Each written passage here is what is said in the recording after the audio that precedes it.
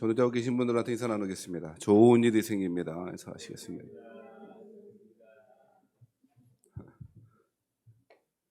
중간에 이빨 빠져갖고 좀 그런데 다음 주부터는 좀 아그저기만 앞으로 좀 앉으셨으면 좋겠습니다. 잘 지내셨죠? 네, 오늘 고린도 후서 다 끝나가고 있는 중에 있는데요.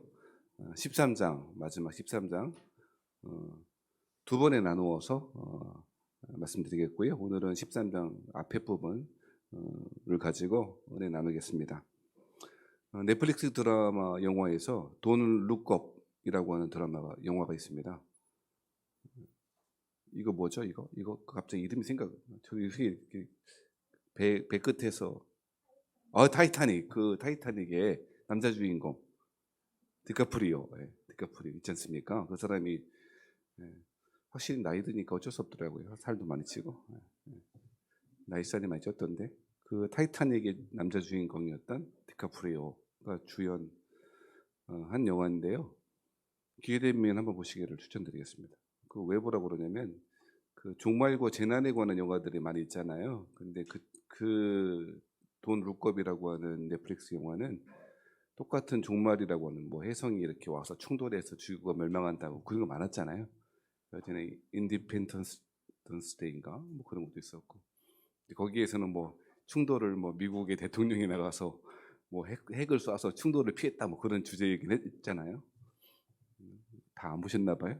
오직 주님만, 오직 성경만 이렇게 보시니까 모르시는가 본데 그 종말에 관한 그런 유의 영화는 많아서 다소 뭐 그런 영화인가 보다 했지만 돈 룩업이라고 하는 이 디카프리오 주연의 영화는 우리에게 똑같은 상황이 주어졌지만 다른 이야기를 메시지를 전하고 있었습니다. 그 주제인즉슨 그 제목처럼 Don't look up, 쳐다보지 마라. 어디를 위에 쳐다보지 마라는 거죠. 끊임없이 과학자인 디카프리오가 혜성이 곧 충돌할 것임을 경고했고 실제 시시각각으로 혜성 충돌이 다가오고 있음에도 불구하고 정치인들, 사람들은 각각의 영역에 있는 사람들을 그 영화 속에서 보여줌으로써 하늘 뭐 알아봐 라고 하는 것, 그거 자꾸 생각하지 마. 뭐 정치인들이 알아서 하겠지, 나사가 알아서 하겠지, 과학자들이 알아서 해결했겠지. 이제까지 지구에 종말적 위기가 있었지만 해결했으니 해결할 것 아니겠어. 그러니 현재 인생을 즐겨. 뭐 이렇게 하는 식의 주제가 담겨 있고요. 그야말로 블랙 코미디 같은 영화. 그래서 그 종말을 앞두고 있는 사람들이 어떠한 형태를 보여주고 있는지 정말 있을 법한 이야기를 사실적으로 보여줘서 저에게 꽤 인상 깊었습니다. 사람들은 종말이 올 것을 개인적으로 압니다. 우주적인 종말이 있을지 없을지는 인식하는 사람도 있고 모르는 사람도 있을 수 있겠지만 개인적인 종말은 반드시 올 것을 알고 있고 확신하죠. 개인적인 종말이라고 하면 내가 죽을 것이라고 하는 사실만큼 분명한 것 없죠. 그래서 미국 사람들은 코미디가 있는데 당신이 죽을 거라고 하는 사실과 반드시 세금을 내야 한다는 사실은 결코 변하지 않을 것이다. 이런 미국적인 농담이 있답니다. 우리야 막 세금 탈루하죠. 우리 말고 우리가 그러니까 다 그래. 여러분 안 그러시겠지만 대부분 세금 어떻게든 절세라고 하는 이름으로 탈세를 하는 분들도 많이 계시는 줄 아는데 미국에서는 세금 안 내는 문제가 큰 문제라면서요? 안 가봐서 모르죠. 뭐 어떻게 알겠어요. 미국 세금, 한국 세금도 내본 적이 별로 없는데 아무튼 그러니 세금 내야 될 것과 죽을 것에 대한 것은 내 죽음, 개인적인 죽음의 때가 온다는 것은 분명한 사실임에도 불구하고 희한하게 그 영화의 제목처럼 Don't look up, 자꾸 하늘 쳐다보지 말고 자신의 영원한 운명에 대해서 생각하지 마 라고 하는 것이 블랙 코미디의 영화의 주제인 것처럼 우리의 인생의 주제처럼 흘러가는 것 아닌가 그런 생각하게 되었습니다. 우리 반드시 죽을 것입니다. 사람이 죽는 것은 반드시 정한 것이고 그 이후에는 심판이 있으리라 성경이 이야기하고 있습니다. 죽음이 끝이 아니고 죽음 이후에 심판이 있을 것이고 그 심판은 천국 백성인가 그렇지 않은가로 갈라질 것입니다. 천국은 우리가 생각하는 것보다 훨씬 더 좋은 곳일 것이고 지옥은 우리가 생각하는 것보다 훨씬 고통스러울 것입니다. 말로 훨씬 더라고 하는 말밖에 쓰지 못하는 것을 우리 양해해야 할 것입니다. 천국은 우리가 상상할 수 없는 곳입니다. 그만큼 좋다라고 하는 의미에서 천국은 그런 곳일 것입니다. 그러니 영화에서 묘사되어지는 천국에 감동받고 은혜받고 하시는 건 좋겠습니다만 그것 정도의 천국이라면 시시하다라고 느끼는 분도 있지 않겠습니까? 그러니 천국을 우리가 생각하는 것보다 훨씬 그 단어를 쓰는 걸 용서하시라, 이해하시라 말씀드렸습니다. 훨씬 더 좋을 것입니다. 반대로 이야기하면 지옥은 우리가 생각하는 것보다 훨씬 더 고통스러울 것입니다. 의식적인 고통의 장소이라고 성경은 이야기하고 있습니다. 지옥이 어떤 곳인지 마찬가지로 영화에서 묘사되고 있는데 저렇게 무서워 하시는 분도 있겠습니다만, 어떤 분들은 뭐 그냥 그래 사는 거 인생이 그렇지, 현재 내가 살아가는 삶이 지옥인데 저기서 고통받으나 여기서 고통받으나 이런 분도 있죠. 원래 여러분, 사망을, 죽음을, 영적인 죽음을 하나님과 우리의 분리라고 정의한다고 설명드렸죠. 처음 들어보는 것처럼 이렇게 다시 한번 설명해봐 그러지 마시고요. 그 듣죠? 기억나십니까? 그러니 죽음을 하나님과의 분리, 그리고 현재 예수 믿지 않은 네가 지금 살아가는 현실이 죽음이야, 지옥이야 라고 그렇게 설명하는 경우도 있지 않습니까? 그러면 세상 사람들이 뭐라고 한다고요? 지옥도 살만한데? 힘들긴 하지만 뭐 하나님과의 분리, 원래 하나님과의 교제가 무엇인지도 모르고 살아가는데 지금이 지옥이라니, 야, 이런 지옥 같으면 괜찮겠다 이렇게 말할 수 있다는 거예요. 무슨 얘기하냐? 천국이 우리가 생각하는 것보다 훨씬 더 좋은 곳이라면 지옥은 우리가 생각하는 것보다 훨씬 고통스럽고 의식적인 고통의 장소일 거라는 것입니다. 무의식적인 고통 말고요, 지옥은 성경에서 항상 의식적인 고통의 장소로 묘사합니다. 나사로의 비유에서 그렇게 이야기하고 있고요, 가르치고 있죠. 그러니까 지옥이 나사로의 그 거지 나사로의 그 비유에 나와 있는 곳으로 그럴 것이다, 그렇게 똑같이 그 무대가 펼쳐질 것이다 라고 이해하지 말고 의식적인 고통의 장소이다 라고 하는 것, 그리고 천국과 지옥이 가고 싶으면 가고 어떻게 뭐 중간에 뭐 기회 주고 천주교에서 말하는 것처럼 그렇지 않다는 거예요. 그래서 우리 맨날 이야기하잖아요. 우리의 영원한 운명은 알 법도 한데, 그렇게 어려운 것도 아닌데, 우리의 영원한 운명은 어디에서 결정됩니까? 나는 항상 똑같은 말로 한 것 같은데 서로 각기 난고 방언으로 말씀하시면 제가 이해하기 어렵습니다. 우리의 영원한 운명은 이 땅에서 결정되고 우리 죽음의 때에 봉인되며 우리의 흐릿한 기억보다 우리의 불펜이 힘이 더 클 때도 있습니다. 우리의 영원한 운명은 즉 천국인지 지옥인지 우리의 영원한 운명은 이 땅에서 결정됩니다. 다른 데서 결정되는 거 아닙니다. 죽어봐야 알지 이렇게 하는 거 아닙니다. 이미 결정되어 있습니다. 지금 예수 믿는 사람은 구원 받은 사람이요, 지금 예수 믿지 않는 사람은 지옥 백성입니다. 그러니까 우리의 영원한 운명이 이 땅에서 결정됩니다. 그리고 어느 때에 봉인된다고요? 우리 죽음의 때. 그러니까 죽음 이후로 또 다른 기회가 있다는 겁니까? 없다는 겁니까? 없습니다. 있으면 좋겠죠. 예수님 옆에 한편 강도처럼 살아가다가 맘대로 살아가다가 눈 떠보니 천국은 아닌데 지옥도 아닌 것 같고 다시 갑자기 어떤 천사 같은 사람이 나타나서 너 다시 한번 기회를 줄게.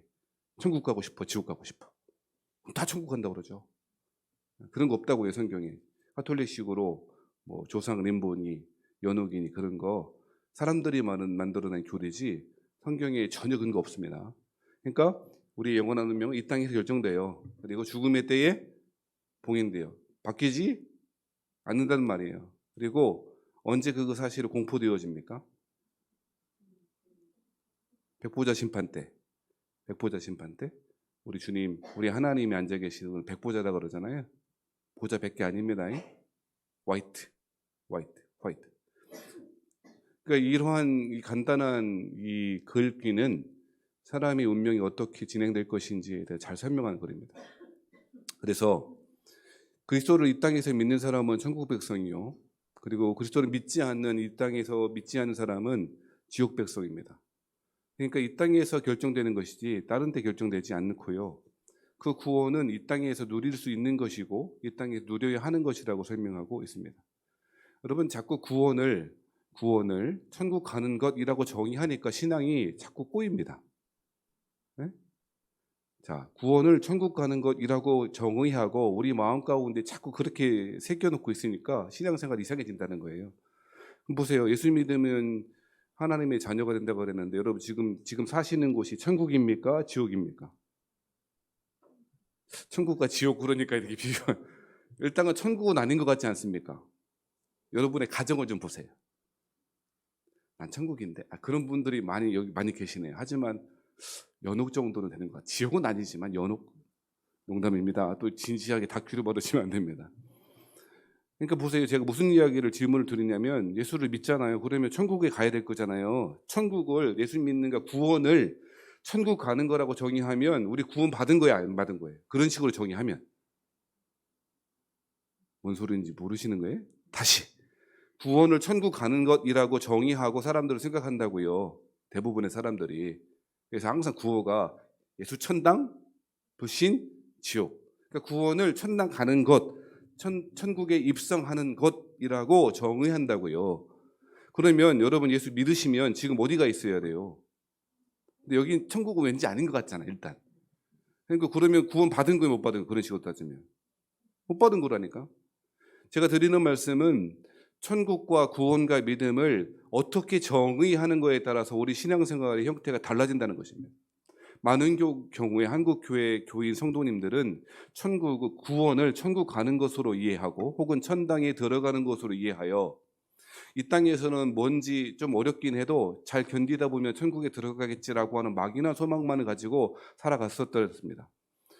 이러한 것이 힘이 있었을 때도 있었죠. 사회적으로 혼란하거나 이럴 때에는 천국에 대한 소망이 그리스도인들에게 꽤 큰 위로가 되었습니다. 1900년도 초기부터 해방 전후까지 한국의 기독교인들은 재림에 대한, 천국에 대한 소망으로 가득해 있었고, 그러한 것이 그리스도인들에게, 그 교인들의 큰 힘을 주었던 것이 사실입니다만, 이러한 것이 점점 그 본질적으로 한계를 가지고 있기 때문에 신앙의 힘을 많이 잃어버리고 있는 것이죠. 가난할 때는, 못 살 때는 천국 가고 싶어라고 하지만 어지간히 살만하고 그래도 이 정도면 살만한데 라고 느껴지는 순간 하나님 나라에 대한, 천국에 대한 소망은 별로 없어지는 거예요.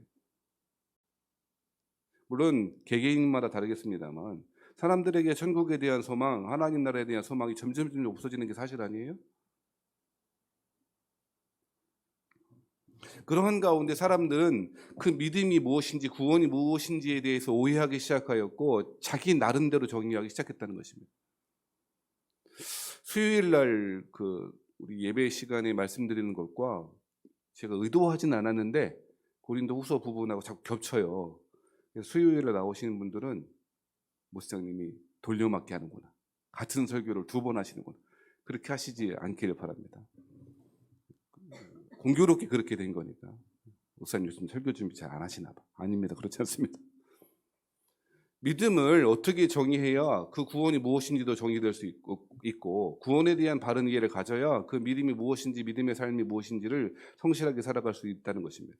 사도 바울이 마음에 격정이 일어났어요. 무슨 일 때문이었냐면 고린도 교회 교인들이요, 사도 바울에 대해서 아주 모욕적이고 공격들을 많이 해왔습니다.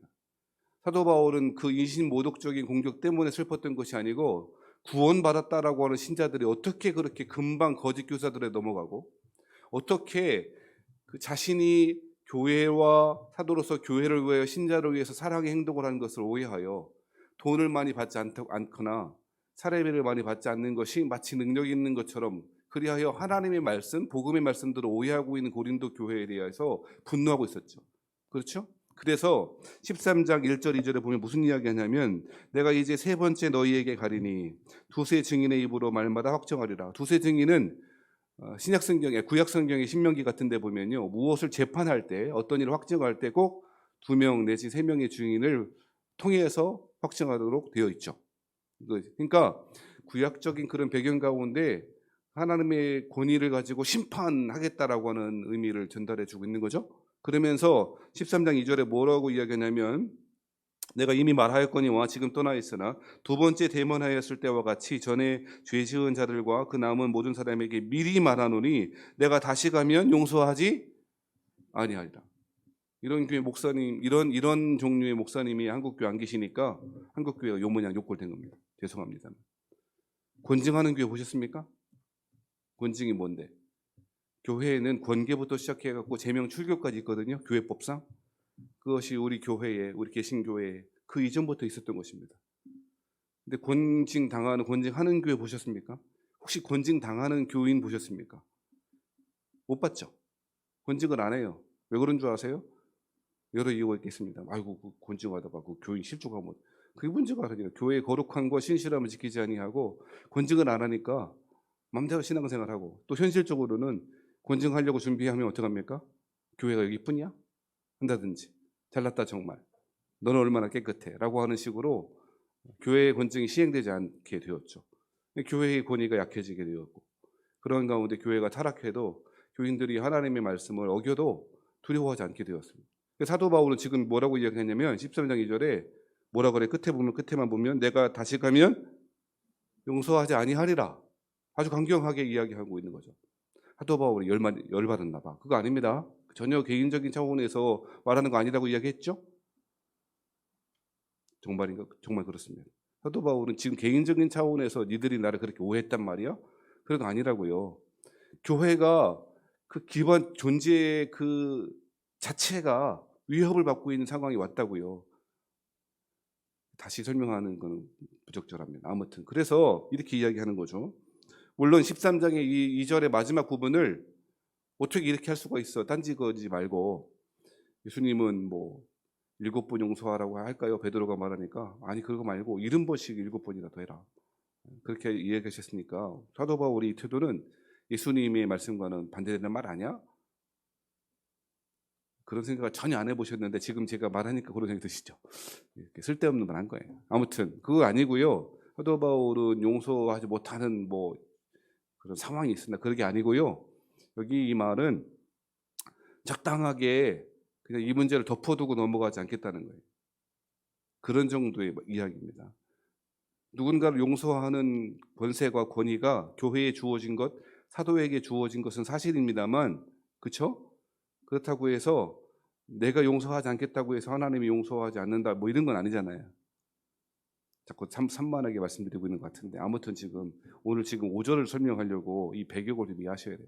이런 배경하에 사도 바울이 어떻게 했냐면 용서하지 않겠다. 이 반드시 짚고 넘어가야 된다. 그러니까 결국요, 왜 사도 바울이 이렇게까지 말하고 있냐면 믿는 자, 그리스도인이라고 불리워지는 사람들이 교회 안에 있는데 실제로 구원받은 사람으로서의 모습이 전혀 보이지 않고 있다고 생각하는 거예요. 이해되세요? 아니 우리 맨날 비비판 원정 하잖아요. 뭔데? 나는 오늘부터 비난하고 비판하고 판단하고 원망하고 정지하자. 비비판 원정. 제가요 오죽했으면 비난하고 비판하고 했더니 몰라. 전혀. 따라하세요. 비비판 원정. 크게 해봐요. 비비판 원정. 비난하고 비판하고 판단하고 원망하고 정지하지 않겠어요. 맨날 그렇게 되뇌기라고 했는데 바쁘신 분들은 나는 비난하고 비판하고 못하면 비비판 원정 이렇게라도 하라고. 그래서 마음에 자꾸 새기라고 했는데 어디 그렇습니까? 정반대로 살아갈 때도 많잖아요.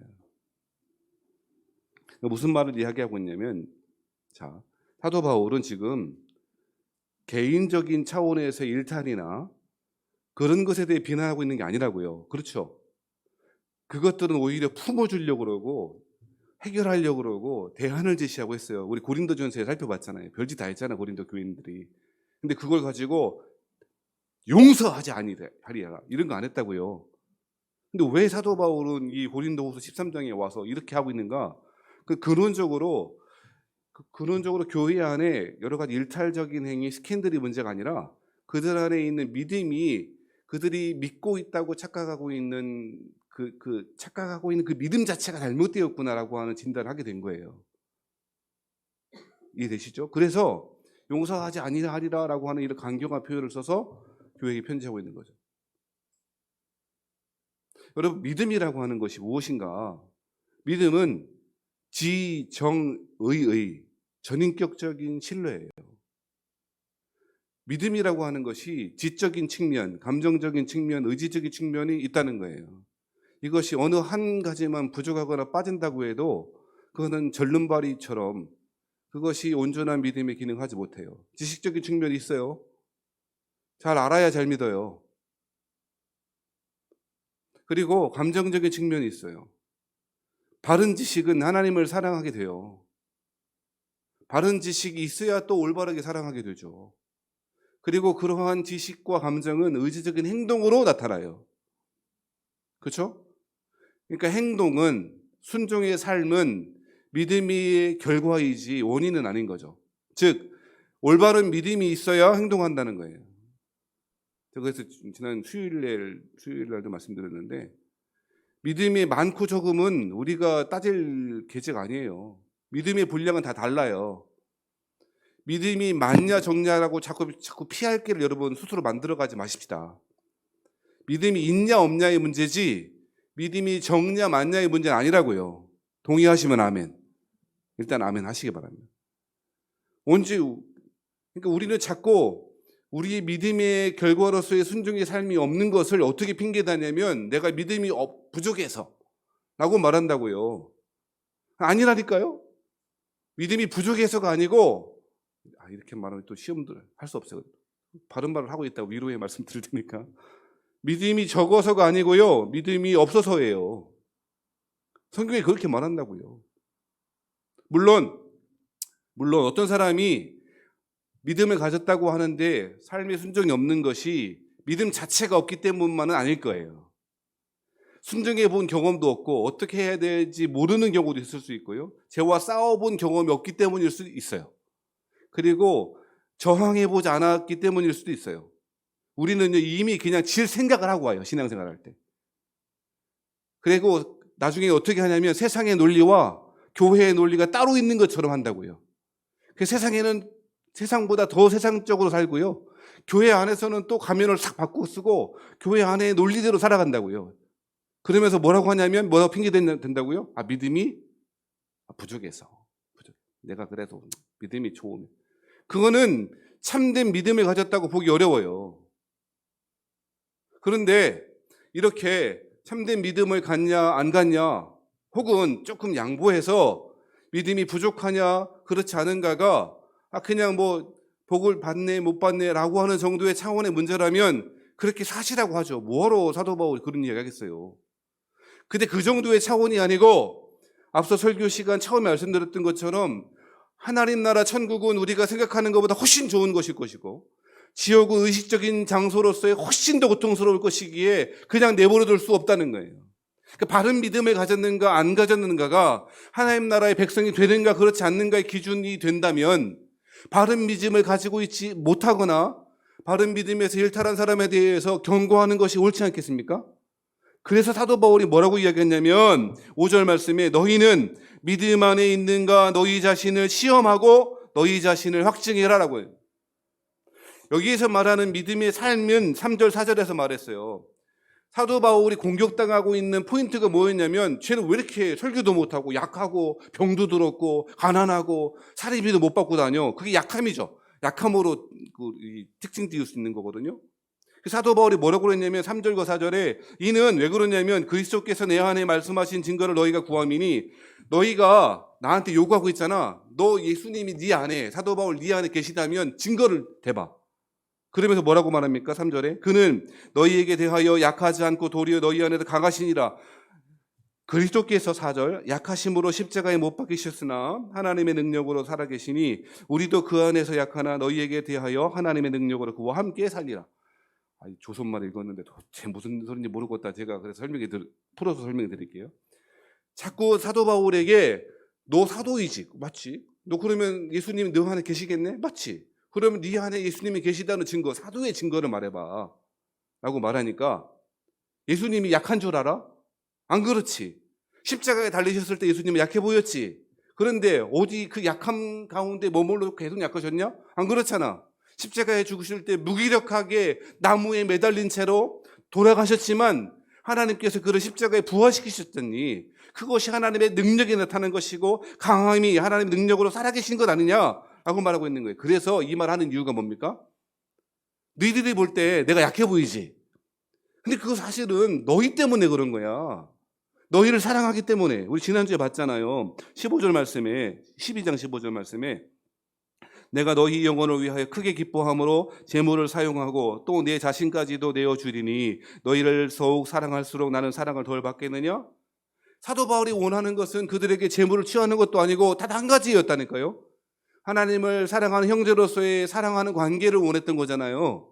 너희 영혼을 원했던 거잖아요. 그래서 약해지고 스스로 권리를 포기하고 살아가는데 그 약함이 오히려 믿음을 방해하고 사도됨을 인정받지 못하는 것으로 쓰이지니 이런 얘기 하고 있는 거라니까요. 쉽게 이야기하면 내가 약한 게 진짜 약해서 그러냐? 너희들이 볼 때 사람이 믿어받지 아니하고 사람들에게 그렇게 모욕당하고 간질인지 안질인지 질병도 갖고 있고 그렇게 한 것이 정말 약해서 그런 것 같으니? 라고 말하는 거죠. 왜 이렇게 말하는가? 사람들이 믿음에 대한 아주 치명적인 오해가 있었던 거예요. 어떤 오해? 믿음이 있으면 뭐 해야 된다는 거예요? 강해야 된다는 거죠. 또 믿음이 있으면 뭐 해야 된다는 거예요? 병 따위는 없어야 되는 거죠. 또 아멘 하면 안 돼요. 이거 지금 타이밍을 잘 눈치 봐서 아멘 해야 돼. 그런 식으로 따지면 뭔 소리지 하시고 있는 거죠. 좀 끄덕끄덕 좀 해줘봐요 지금. 고린도 교회 성도들이 가지고 있는 헛된 믿음, 잘못된 믿음을 가지고 있는 사람들의 논리라면 아프지도 말아야 되고요. 다 부자가 돼야지, 다 가난해야지. 능력 있는 설교자라면 뭐래요? 부자가 돼야지. 어떤 사람은 요즘 그 라디오 보다가 요즘 2인 가족 최저 생계비가 300만 원이라면서요. 그 기준이.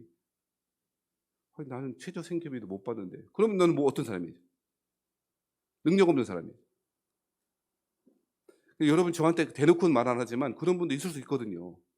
우리 목사님이 말씀을 잘 하시는데 교회가 성장하지 않는 거 보니까 능력이 별로 없는가 봐. 그리고 왠지 큰 예배당을 가지고 있는 큰 목회라고 하면 안 돼. 제가 얘들 큰 목회라고 그랬는데 큰 목회가 아니고 그냥 예배당 큰 곳에서 예배하는 사람들은 목사님이 뭐가 있겠지. 그러니까 사람들이 모이지.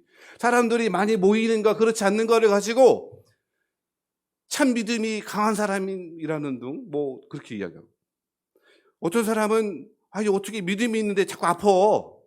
어떻게 그렇게 구원받은 사람이 맨날 저렇게 빌빌거려. 이렇게 한다는 거예요. 마치 그것이 사실인 것처럼 유통되니까 그 우리 넷플릭스 나는 신이다에서 그러잖아요. 어떤 이단 집단에서 만민중앙교회인가. 만민도 아니고 중앙도 아니구만. 제가 이야기했죠. 한 여자 집사님이 신실한 여자 집사님이 백혈병에 걸렸다는 거 아니에요. 그런데 맨날 병들어서 죄진 게 아니고 죄 지어서 병들었다고 맨날 교회에서 가르치니까 그 자매가 마음이 짐이 되고 결국에는 병원도 안 가. 어떻게 하면 죄를 지어서 병들었으면 죄를 해결하면 병이 나아야 될 거 아니에요. 단순한 논리로다가 병원도 안 가고. 그래서 어떻게 돼요? 결국 사망하셨어요. 아이고 그런 일이 있었어. 진짜 나쁘네. 그런데 나쁘다고 할 게 아니고 실제로 고린도 교회 성도들 안에 신자들 안에 그리고 우리 안에도 있을 수 있는 문제라는 거예요. 이게. 예수 믿는데 맨날 저렇게 빌빌거리고 살아. 죄송합니다. 제 말이 아니고 사람들 그런단 말이야. 예수 믿는데 뭐가 맨날 그렇게 아파? 예수 믿는데 뭐가 그렇게 가난하게 살아? 뭐가 그렇게 약해? 강해야지. 이것이 소위 말하는 고린도 교회 믿음 있는 사람이라고 불리는 사람들의 유통되어지는 논리라는 거예요. 그러니 사도 바울은 스킨들을 공격하는 게 아니라고. 그들이 가지고 있다고 하는 그 믿음 자체가 참말로 구원 얻는 믿음이겠냐라고 말하는 거라고요. 사도 바울의 대답은 무엇입니까? 그런 사람들이 가지고 있는 믿음이 진짜라는 거예요? 가짜라는 거예요? 가짜라는 거예요. 가짜라는 거예요. 근데 이러한 믿음이 가짜라면, 온전하지 못한 믿음, 하나님이 원하시는 참 구원 얻는 믿음이 아니라면 단순하게 좀 수정하면 되겠네, 교정하면 되겠네, 이런 차원이 아니라는 거예요. 앞서 말씀드렸듯이 예수를 믿으면 천국 가요. 결과예요. 그것이만. 그건 결과예요. 그리고 그리스도를 믿지 않으면 반드시 의식적인 고통으로서의 지옥이 예비되어 있어요. 반드시 심판이 있어요. 그런데 우리는 우리가 가지고 있다고 하는, 우리가 믿고 있다고 하는 그 믿음이 무엇인지를 확증하려고 안 해요. 그냥 단순히 그 믿음을 나의 신념의 차원에서, 나의 확신의 차원에서만 머물기를 바란다고요. 그리고 내 안에 가지고 있는 구원 얻었다고 하고 확신하는 그 믿음을 살펴보려고 안 한다는 거예요. 그리고 살펴보려고 안 한다는 정도가 아니고 더 나아가 살펴보기를 싫어하고 두려워해요. 사람들은 하나님 말씀 앞에 서기를 싫어해요. 두려워해요. 요한복음 말씀에 그렇죠. 빛이 세상에 왔습니다만 자신의 어둠이 드러나고 밝혀질까 봐 빛이 되신 말씀으로 오신 예수님을 받아들였대요, 거부했대요? 거부했다는 거예요. 그죠? 확신을 주는 말씀, 아이고 감사하십시다, 여러분 다 구원받아서 믿기 바랍니다. 그럼 다 아멘 할 텐데 사도 바울처럼 이야기하는 거 싫어한다니까요. 싫어할 뿐 아니라 두려워해요. 왜 그런 줄 알아요? 말씀 앞에 설 용기가 없는 거예요. 그런데 여러분이요, 때때로 우리는 고통스럽지만 직면해야 될 때가 있다고요. 저는 한 달에 한 번씩 병원 가잖아요. 무슨 병인데? 고혈압, 당뇨. 제가 제일 싫어하는 날은 언제인 줄 아세요? 의사 앞에 가는 날에. 그래갖고 의사 앞에 가기 그러면 엄청 야단 맞거든요. 제가 평생 살아가면서 누구한테 야단 맞고 살진 않았거든요. 저희 어머님도 별로 야단 안 치셨거든요. 밑에 동생은 겁나 야단 치고, 저는 그냥 야단 별로 안 치셨어요. 그래서 누구한테 야단 맞아보거나 싫은 소리 들어본 적이 별로 없어갖고 싫은 소리 저한테 막 하면 막 화가 나고. 지금 안 그래, 지금. 안 그런 척하고 살아요. 근데 막 그 의사 선생님 앞에 가면요, 엄청 뭐라 그러는 거예요. 뭐 어떻다는 거, 큰일 난다는 거, 뭐. 그리고 저가 목사인 줄 알거든요. 목사님이라면서요. 관리를 잘 하셔야지. 교인들을 생각해서라도. 뭐 이러면요, 엄청 부담스럽고요. 그리고 뭐 검사하자면 아주 그 검사 결과 나올 때까지. 그래서 제가 지금 병원을 옮겨볼까? 그런 생각하고 있어요. 야단 안 치는 의사 선생님.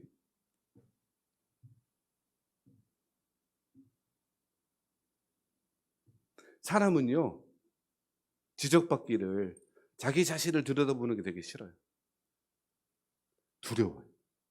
그런데 하나님의 말씀 오죽하겠어요? 그러니까 우리는 하나님의 말씀의 칼을 우리 자신에게 적용시키고 그 말씀의 칼날을 우리한테 꽂아본 적이 없어요. 사도 바울이 지금 무슨 얘기하는 거냐면, 너희는 믿음 안에 있는가 너희 자신을 시험하고 너희 자신을 확증하라는 거예요. 구원받은 사람이라면 확신할 수 있고 확증해야 된다는 거예요. 물론 이 말씀이 이런 건 아니에요. 구원 받았나? 못 받았나? 받았나? 못 받았나? 아침 저녁으로 그냥 주야간으로 받았나? 못 받았나? 받았나? 이거는 이렇게 하라는 말이 아니에요, 여러분. 이해되시죠? 여기서 시험하라, 확증하라라고 하는 말이 날마다 내가 구원받았는지가 내 모든 신앙생활의 중심 주제인 것처럼 그렇게 의심하라라고 하는 말이 아닌 거예요. 이해되시면 아멘. 그런데 여러분, 사도 바울은 지금 무슨 이야기하고 있냐면, 실제로 몇 가지 삶의 행동들 때문에 말하는 건 아니다 그랬죠. 그런 얘기 했어요. 아까 전에 고린도전서에 막 음행하고 갈등하고 누구파 갈등하고 이런 것 때문에 너 진짜 믿음이 있는 거야 라고 말하지 않았다고요. 그런, 여러분요, 제가 이런 얘기 하는 거 아니에요. 여러분, 죄져요 안 져요? 죄 짓지. 그럼 어떻게 예수 믿는 사람이 죄져? 다시 구원 못 받았네, 이것만 하는 거 아니에요. 예수 믿어도 죄를 지을 수 있어요. 또 안심하고 감사하네 이렇게 하면 안 돼요.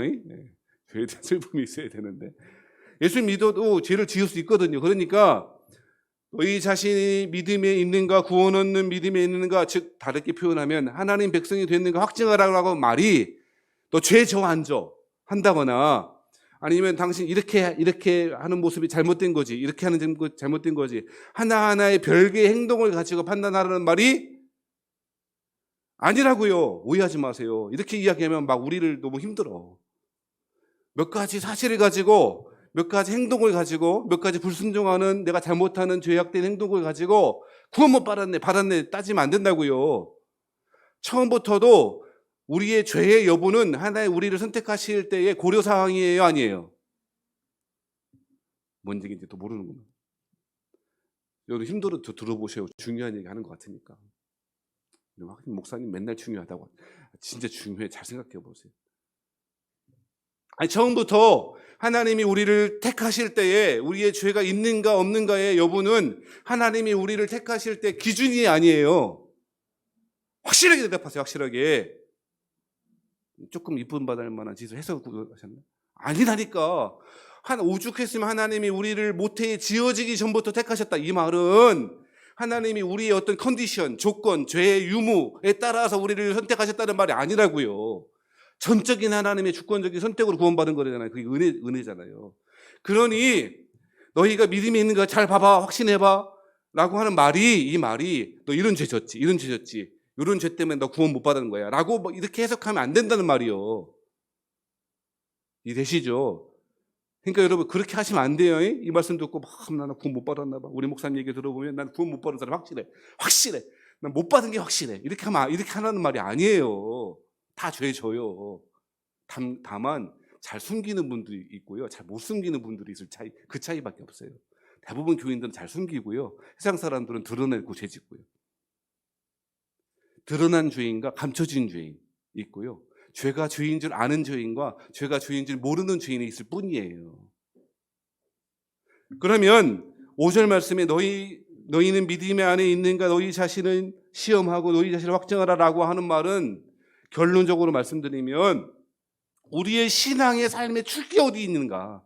결국 죄를 짓냐 안 짓냐 이것도 아니라 그랬고, 내가 이런 행동을 하는 게 맞아, 이런 거 이렇게 따지면 곤란해진다고. 그게 아니고 믿음은 전인격적인 지정의의 전인격적인 신뢰라고 하는 것을 정의할 수 있다면 지적인 차원에서, 감정적인 차원에서, 의지적인 차원에서 하나님을 전적으로 신뢰했을 때 나타나는 우리 삶의 모습이 있는가를 살펴봐야 된다는 말이에요. 자, 보세요.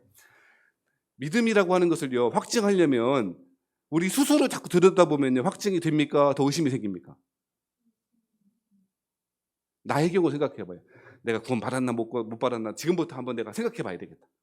그러면 생각하다가 어떤 분들은 5분 안에 기절하시고 입신하시고, 어떤 분들은 막 그것 때문에 아침에는 믿음 좀 성경 말씀 볼 때는 은혜 받을 때는 구원 받은 것 같고, 저녁에 막 지치고 막 애들하고 싸우고 이럴 때는 막 내가 무슨 교인이야, 내가 무슨 하나님의 자녀라고 막 이러고. 그러니까 여러분요, 확증하라라고 하는 말이 나 자신을 들여다봐서는 확증하기가 쉬워요, 어려워요. 물론 구원의 확신을 갖기 위해서 내적인 증거가 필요합니다. 맞죠? 그거 없이 우리가 어떻게 사랑하는 마음을 가져요. 하지만 여기서 말씀하고 있는 믿음을 확증하라라고 하는 말이 자기 자신의 신념을 더 공고히 하라는 말이 아니고, 그리스도를 통하여 그리스도 때문에 나의 삶의 중심의 축이 바뀌었는가 그렇지 않은가. 즉 사도 바울의 표현에 의하면 약해졌는가 그렇지 않은가, 약하면 오히려 자랑하는 것이 자신의 삶의 태도인가 그렇지 않은가 라고 갈라진다는 거예요. 이해되세요? 교회 나왔냐 안 나왔냐, 이렇게 말하면 또 안 돼. 교회 잘 다니시라고. 예수 믿는 사람 교회 잘 다니셔야지. 빠지지 말고. 한 명도 아멘 안 해. 곧 빠질 일이 생겼는데 어떡하지? 잘 다니세요 좀. 최소한 하루에 1시간씩은 기도해야지. 1시간이나? 하지 말고. 그게 기도가 의무가 되니까 1시간이 힘들지. 기도가 하나님과의 친밀한 교제이고 사랑하는데요. 여러분 보세요. 사랑하는 사람끼리 전화하면요, 1시간에요, 2시간에요. 끝도 없어요. 예전에 저희 집사람하고 전화할 때 막 전화기가 뜨거워요. 귀가 뜨거워. 전화기가 뜨거워지도록 누군가 통화 한번 해보셨어요? 안 해봤어요? 승우이 해봤어, 안 해봤어? 나 모태솔로인데 왜 나한테 모태솔로 아닐 것 같아. 잘생기고. 누군가 사랑하면 기도하는 게 뭘 많이 요구해서 기도가 아니고 친밀한 교제로서의 기도가 깊어질 거 아니요. 그러니 1시간이 문제예요. 10시간이고 20시간이고 기도하지. 더 기도하고 싶지. 하나님을 사랑하니까, 그 참된 믿음 가운데 있으니까 하나님이 세우신 교회에 대한 사랑하는 마음이 더욱더 강해지고, 교회를 섬기고 싶고 사랑하고 싶고 헌금하고 싶고. 어떻게 하면 교회를 도울까? 헌금도 안 하면서 난 믿음이 있어. 내 중심이 하나님이 아셔. 그런 얘기 하지 마세요. 거짓말하는 거예요. 물론 하나의 개별적인 행동을 말하는 거 아니라고 지금 계속 말씀드려요. 그런데 믿음의 확증이라고 하는 것이 우리의 신뢰, 우리의 내 안에서 확신의 차원에서 말하면 안 된다는 것을 말하는 거예요. 즉 난 믿어. 조금만 막 조금 의심한 마음, 좀 마음 침체되면 에이, 그런 마음 없어져. 그렇게 하라는 말이 아니라고요. 믿음은 내적인 증거도 필요합니다만 결국 그리스도께서 약하게 되심이 나의 삶이라고 받아들이고 오히려 그 약함을 자랑할 수 있는 삶의 태도, 네? 즉 나 중심의 삶의 중심에서 나의 중심의 삶의 중심이 나에서 누구로? 그리스도로 혹은 이웃으로 축이 옮겨진 사람, 그 사람이 참 믿음 있는 사람이고 우리의 삶을 통하여 그 축을 확인해 보란 말이에요. 사도 바울이 비겁하게 이거 안 하는 사람, 믿음 없는 사람, 이거 하는 사람, 믿음 있는 사람 말하지 않았다니까. 그런 식으로 말하는 순간 우리 기독교 신앙이 유치해지는 거야. 어떤 교회에서 그렇더만요. 11조 안 하는 교인은 교인 아니래. 교회법을 교회 정관에 썼어. 얼마나 유치한지. 그런 식으로 말할 게 아니라 그리스도께서 우리를 구원하시는 그 구원 얻는 그 믿음은 삶의 축이 전환되어진 거야. 삶의 방식이 바뀌어진 사람이야. 삶의 방식이 이 축이 바뀌니까 나 중심에서 하나님 중심으로, 교회 중심으로, 이웃 중심으로 삶의 축이 바뀌니까 누군가를 위해서 헌신하는 것이 자연스럽고 누군가를 사랑하는 것이 당연히 나타나는 열매로 나타나는 거지 이거 했니 안 했는지 따지지 않는다. 말씀 정리하겠습니다. 사랑하시는 세원학교에 속하신 성도 여러분, 너희는 믿음 안에 있는가? 너희 자신을 시험하고 너희 자신을 확증하라고 얘기했습니다. 이것이 단순히 삶을 더 윤택하게 하거나 그렇지 않는가 정도의 문제라면 사도 바울이 이렇게 말 안 했을 것입니다. 오히려 이것은 우리의 영원한 운명은 이 땅에서 결정되고 죽을 때 봉인되고 마지막 백보자 심판 때에 공포된다고 그랬는데 이 땅에서 믿음의 삶이 무엇인지를 알지 못하며 그리고 알았음에도 불구하고 여전히 믿음이 부족해서라고 핑계댄다면 여러분은 큰 위험에 처할 것입니다. 존 파이퍼라고 하는 목사님이 있는데요. 그분이 이렇게 말하더라고요. 사람들이 구원을 받지 않았음에도 불구하고 그들의 확신을 흔들지 않는다면 우리는 그들을 지옥으로 보내고 있는 것입니다. 기도하겠습니다.